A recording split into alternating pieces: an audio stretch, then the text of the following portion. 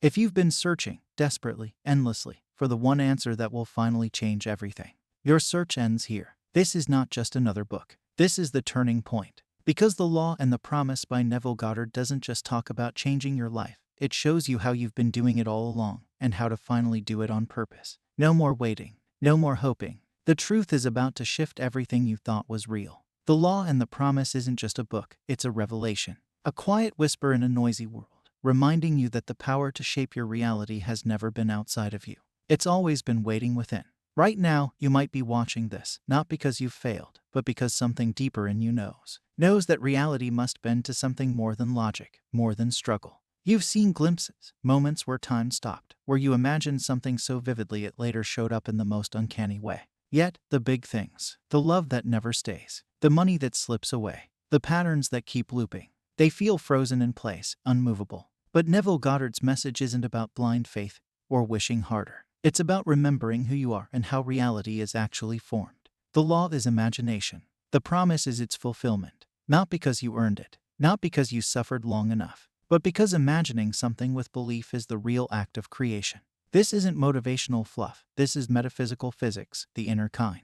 You don't need to try harder. You need to see differently. And once you do, everything begins to shift, not gradually, but with the quiet authority of someone who has finally come home to their power. Neville didn't teach wishful thinking. He taught truth. That imagination is not something we use for fun or fantasy. It's the creative core of existence. It's the silent architect shaping every experience we call life. While the world told you to chase, to hustle, to change the outer, Neville said, dare to imagine and stay there. Not once, not as an experiment, but as a decision to embody a different state of being. You might be saying, but I've done affirmations. I've visualized. Why is nothing happening? Because manifestation isn't about surface-level repetition. It's about shifting your identity. What you imagine must not only feel real, it must become your inner truth. If deep down you still believe you are unworthy, abandoned, unlucky, no amount of outer doing can override that inner script. But here's the miracle. Imagination bypasses all of that. It doesn't care about your past. It doesn't need your logical mind. It listens only to the tones of belief, the moods you dwell in, the scenes you rehearse, the things you dare to accept as true before they are seen. Imagination is not a game. It's the root code of reality. And the version of you who lives in love, joy, freedom, that version already exists. All that's missing is your permission to assume it now. We've been told manifestation is about big, dramatic visualizations. But Neville whispered a deeper truth. Creation happens in silence. In the small thoughts, the inner conversations, the moments when you imagine being left out, losing money, never being chosen, and believe it without even noticing.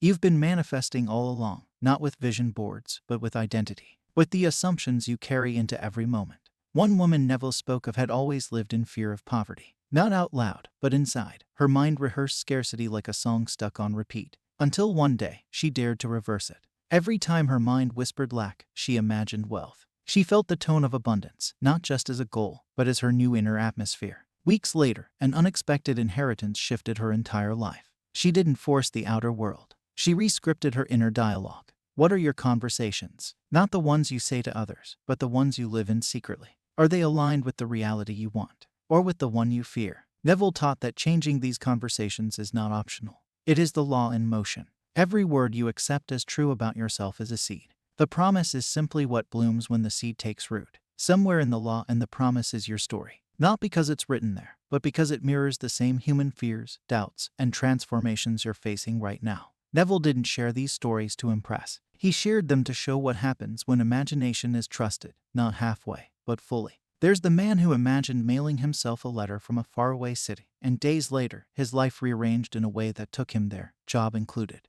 The woman who pictured her daughter as healed from a chronic illness, not in desperation, but in calm inner knowing. And healing came. These weren't coincidences. They weren't rewards. They were results of assuming the end and dwelling there. One man was unemployed for months, burdened with debt. Every morning, instead of dreading his reality, he imagined dressing for work, feeling purposeful, being appreciated. He felt it as done. And just like a movie following a new script, his life bent toward the role he rehearsed within. He received a job offer, better than any he had expected. That is the law. And the promise. It was the feeling of being secure, fulfilled, and capable before the world proved it.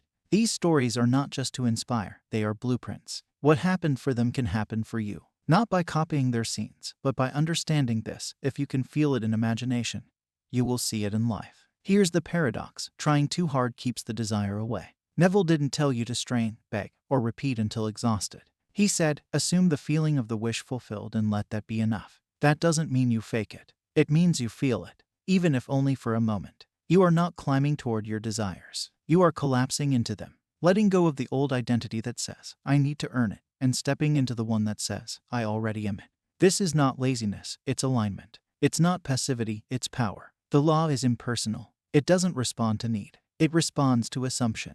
Neville reminded us that faith is loyalty to the unseen reality. So if you're visualizing and then doubting all day, the law is responding to the dominant assumption, not the short visualization. That's why it's not about effort, it's about saturation. Letting your imagination become so vivid, so emotionally convincing, that you stop looking for proof. You know it's yours. Stop waiting to feel ready. Stop analyzing the how. The law works when you stop fighting it. Surrender to the feeling of already having what you want, and watch the old reality dissolve like fog in morning light. Here's the truth that changes everything. You're not learning to manifest. You've been manifesting from the beginning. Every belief, every fear, every mental picture you hold, it's already shaping your world. The law is not new. It's just been running on autopilot. The only shift required now is direction, conscious creation instead of unconscious repetition. That's why it feels so hard sometimes. Because you've been identifying with the old reality for so long, it feels like home, even if it hurts. Neville said that to break the cycle, you must accept a new self-concept. Not temporarily, but as your truest identity. You must believe in the version of you that already has what you seek, and walk as that version now, not later. This is what the promise points to. It's not a reward given to the worthy. It's the natural result of claiming your inner authority. When you stop needing proof and start living as the person who knows, the law has no choice but to conform. So yes, you felt stuck. But even in your stuckness, the law was working. It mirrored what you assumed, again and again, so you could finally see reality is not happening to you. It's happening through you. And the moment you change direction, even just a little, the world begins to respond. What if you stopped chasing signs and started trusting your inner knowing? What if the promise isn't some far-off event, but a presence already blooming within you? Neville said the promise is realization. It's the awakening to your true self, the one who creates not from need, but from awareness. You don't need to fight with the 3D world. You don't need to argue with delay. Your only job is to return, again and again, to the state of the wish fulfilled. Not as a performance, but as a quiet homecoming.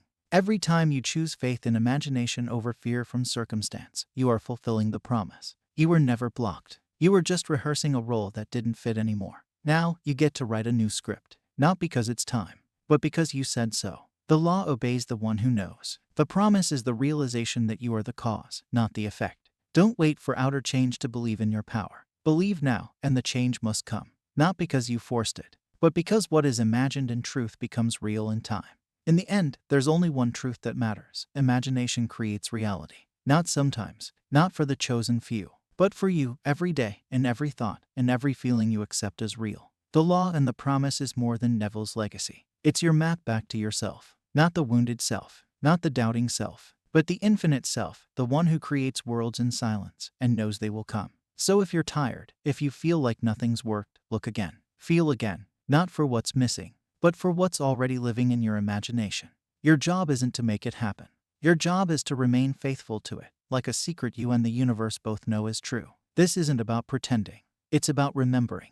You are not broken. You are becoming. And every time you imagine with faith, you are stepping into the version of you that's been waiting to be claimed. The law is already in motion. The promise is already within. And your imagination, quiet, vivid, alive, is the doorway. Walk through it. You don't have to force reality to change. You only have to dare to imagine differently and trust that what you see within will show itself without. The law and the promise isn't just a book. It's your reminder that you were never broken, never behind, never forgotten. You are the operant power. And now, it's your turn to fulfill the promise. If this spoke to something deep within you, then don't just scroll on. Sit with this truth. Rewatch if you must. And share this video with someone who needs to remember who they really are. Because when one awakens, others rise with them.